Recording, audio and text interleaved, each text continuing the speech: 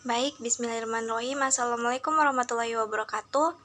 Pada video kali ini, saya akan mempresentasikan materi yang berjudul aspek analisa pembiayaan.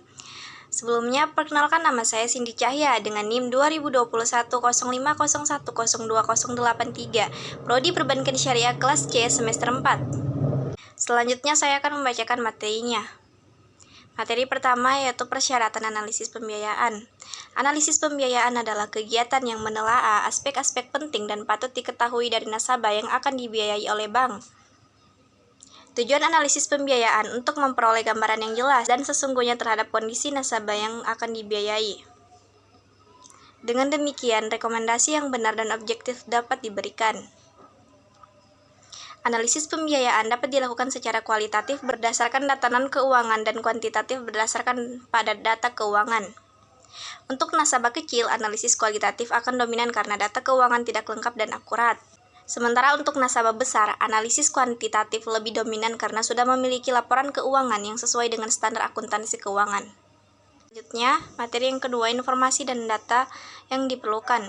Informasi yang dibutuhkan dalam analisa pembiayaan biasanya seperti maksud dan tujuan mengajukan permohonan pembiayaan, data diri pemohon pembiayaan dan keluarga, profil usaha, riwayat hubungan dengan perbankan, sejarah dan kondisi usaha, kondisi keuangan, kebutuhan dana, sumber pengembalian, jaminan, dan risiko-risiko yang kemungkinan akan terjadi. Informasi yang didapat tersebut kemudian digunakan untuk menilai karakter pemohon pembiayaan, kapasitas atau kemampuan pemohon pembiayaan, kapital atau modal yang dimiliki pemohon pembiayaan, kelayakan jaminan yang diberikan pemohon pembiayaan, dan kondisi ekonomi yang berhubungan dengan pemohon pembiayaan.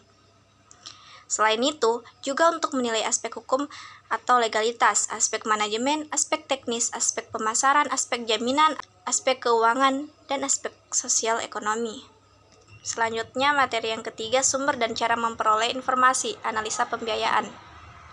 Untuk mendapatkan informasi mengenai maksud, tujuan mengajukan permohonan, dan alasan mengajukan permohonan pembiayaan, serta kebutuhan dana yang diminta, kita biasanya melakukan wawancara kepada pemohon pembiayaan dan suami atau istrinya jika pemohon tersebut bersifat individu. Jika pemohon bersifat institusi, kita biasanya melakukan wawancara kepada pihak yang mewakili dalam pengajuan tersebut, pihak manajemen dan pimpinan instansi tersebut.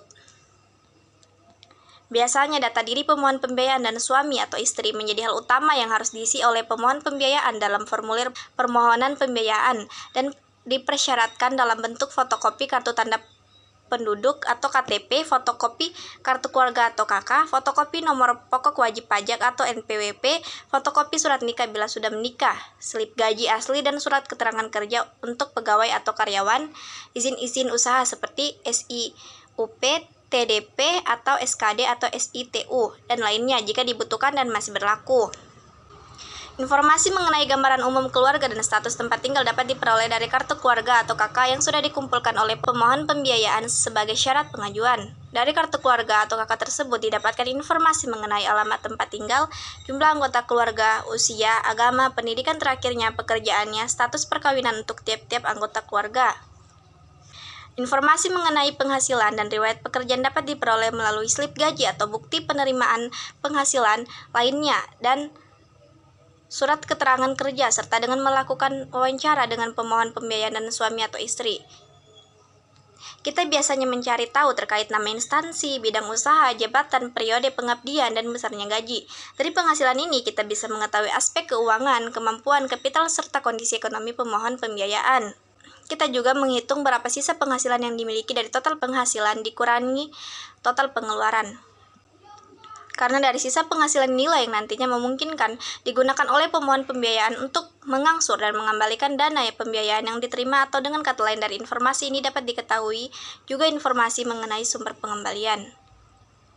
Informasi mengenai gambaran umum usaha ini bisa didapatkan oleh relationship manager financing dari profil usahanya, tetapi lebih baik lagi jika dengan cara melakukan survei atau mengunjungi tempat usahanya.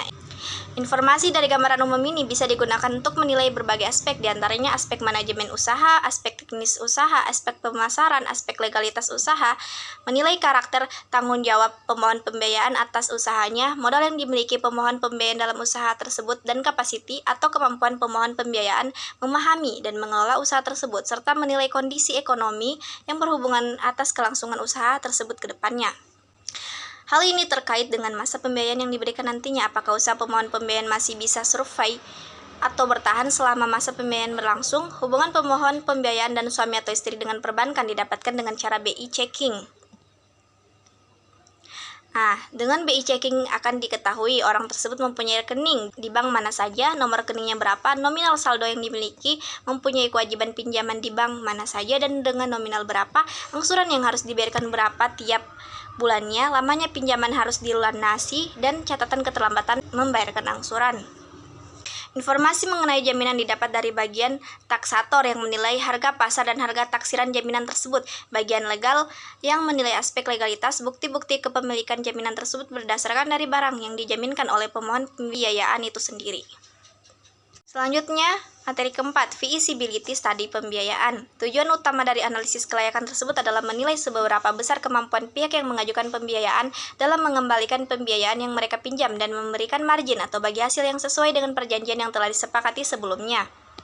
Dengan melakukan serangkaian prosedur ini, bank dapat memperkirakan risiko yang akan ditanggung dan mencegah secara dini kemungkinan terjadinya risiko tersebut. Tinggi rendahnya sebuah risiko dapat digunakan untuk memutuskan beberapa prinsip dasar yang perlu dilakukan sebelum memutuskan permohonan pembiayaan yang diajukan oleh nasabah. Salah satunya adalah prinsip 5C dan 6A yang meliputi karakter atau karakter pemohon pembiayaan, capacity atau kemampuan pemohon pembiayaan, kapital atau modal yang dimiliki pemohon pembiayaan, collateral atau kelayakan jaminan yang diberikan pemohon pembiayaan, dan condition of economy atau kondisi ekonomi yang berhubungan dengan pemohon pembiayaan. Selain itu, juga untuk menilai aspek hukum atau legalitas, aspek manajemen, aspek teknis, aspek pemasaran, aspek jaminan, aspek keuangan, dan aspek sosial ekonomi. Baik, itu dia tadi materi yang saya presentasikan. Kurang dan lebihnya mohon dimaafkan. Wabillahi taufiq wal hidayah. Wassalamualaikum warahmatullahi wabarakatuh.